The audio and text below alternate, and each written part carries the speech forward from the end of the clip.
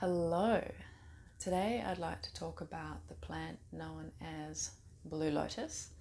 Before I get too far into this vlog, I'd like to make a few little disclaimers. One being I'm not a medical practitioner. Two being the effects that this may have on the mind, body, spirit. They may assist with certain things. I'm not saying that it will cure X, Y, and Z. You may also wish to check the legality of this plant as to where you are residing when you're working with this. You also may want to do allergy tests, and again, caution if you are pregnant and or breastfeeding. So now I've got all that boring stuff out of the way. Let's move more into this. So I first want to say that Blue Lotus is not the same plant as Blue Lily. However, they are of a very similar family, and they can grow in some very similar environments. So I'm going to focus more on the effects of the Blue Lotus today. I'm not going to talk so much about the Blue Lily. And so the Blue Lotus can be found in certain areas of the world, and the Blue Lily is found in certain areas of the world. They're not necessarily found in the exact same places, although some places in the world, both of these plants can grow quite well.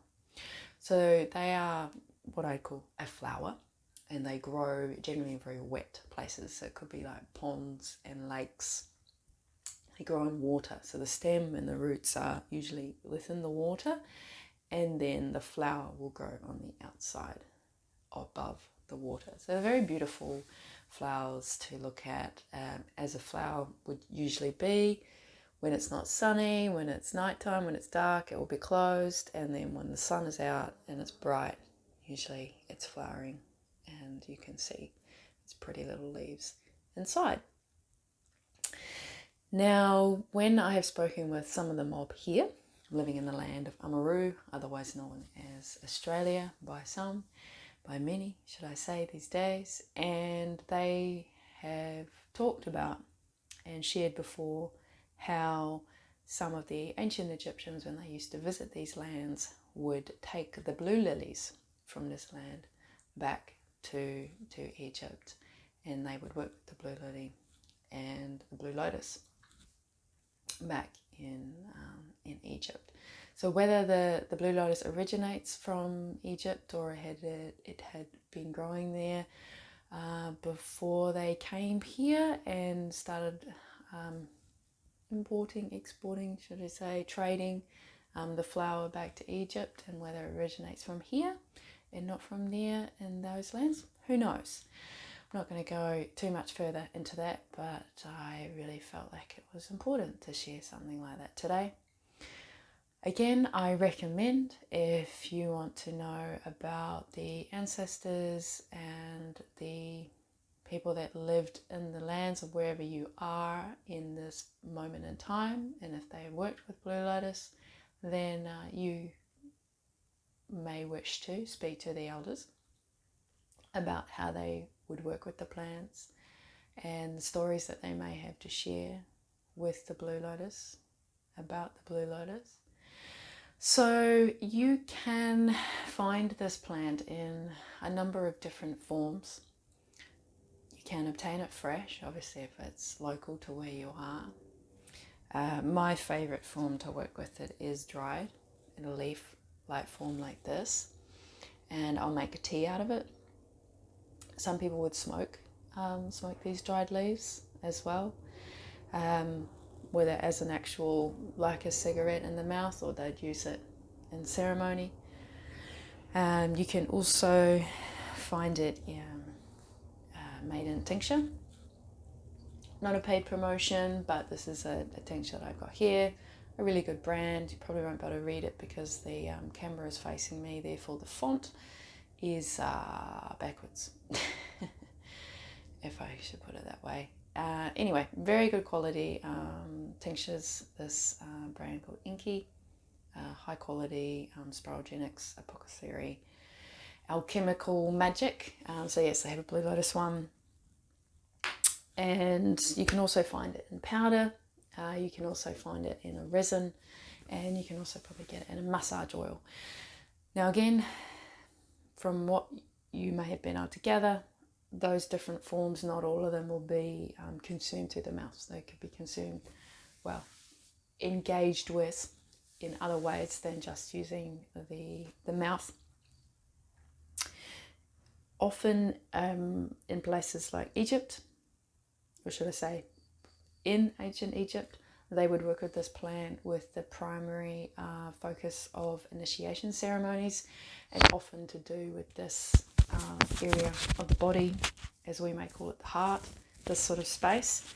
I'm not going to talk too much about that in this vlog. I'm going to stick to more of the science-focused properties that everyone seems to gravitate more towards. The ceremonial sharings of that is, YouTube may not necessarily be the best place to share those kinds of stories. However, if that shifts and changes, well, then I will be here sharing some more about that. So let's get into some of the really amazing potential benefits of the Blue Lotus. So one being, has some anti-inflammatory properties, has some antioxidant properties, and it also has some antibacterial properties in it as well. Now, it can also provide some pain relief. People do talk about how they can use it to provide some mild pain relief if it's in quite high doses. Again, when you're consuming these kinds of plants, it's a very fine line between a medicine, a poison, and a food. So you want to be careful with your dosage, and obviously depending on the form that you're using it in is going to depend on the finer the line is between a medicine and a poison. So, not that I've ever heard of any stories of anyone dying from the consumption of Blue Lotus, but again, you just want to be respectful of these kinds of medicines. Now, there has also been some research done, and there will be stories that you may hear as well prior to this sort of modern medical system that we're in this moment. It can also help with the premature ejaculation and also erectile dysfunction in men. So most of the people I know that work with this kind of plant are women-embodied humans. However, there is also some really beneficial uses for men and men-embodied humans, male-embodied humans. Don't want to get too much into this gender stuff at the moment, but I trust that you are understanding what I'm sharing here.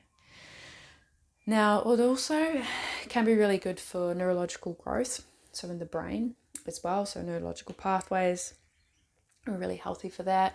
And there's also some research to show that it can be beneficial in suppressing or lowering addictive kind of behavior. So it could be really useful in addictive therapies, in basically healing for those that have or are experiencing some addictive patterns, especially substance related ones. However, not necessarily has to be limited just to those kind of addictive behaviors.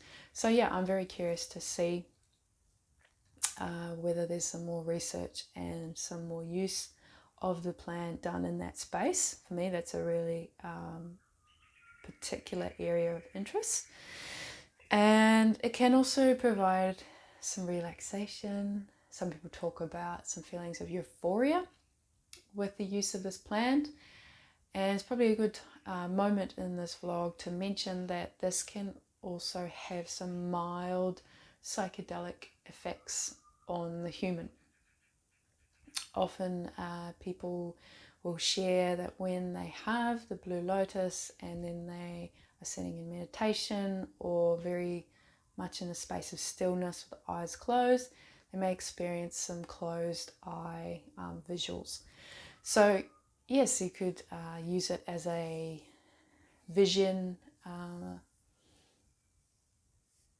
questing plant potentially, is what I guess I would say with that. And also being very mindful of dosage and grounding in environment if you're wanting to use it in that kind of space. All right, also another lovely thing, well, that I quite like about the plant is that it is really nice in enhancing tactile sensation. So obviously touch, but there's also other sensations that it can enhance as well. We touched on in regards to the closed-eyed visuals. So it can be really good for obviously getting into the body, and you may be able to find that it could be useful in different healing modalities, a lot of sort of somatic practices, tapping into some subconscious patterns and beliefs and things that we may have with the body, with our own experience of life as to date. And yeah, the last one I'll talk about is it can potentially lower blood sugar levels as well. So yes, that was all that I wish to share today on the plant of Blue Lotus. You're more than welcome to share your own thoughts, feelings, stories, questions about the plant. If you're watching this on YouTube, you can leave that in the comment section down below. Otherwise, you can also reach out to me on various other social media platforms, and they are in the description box of this vlog if you're watching this on YouTube. And I will see you in the next vlog.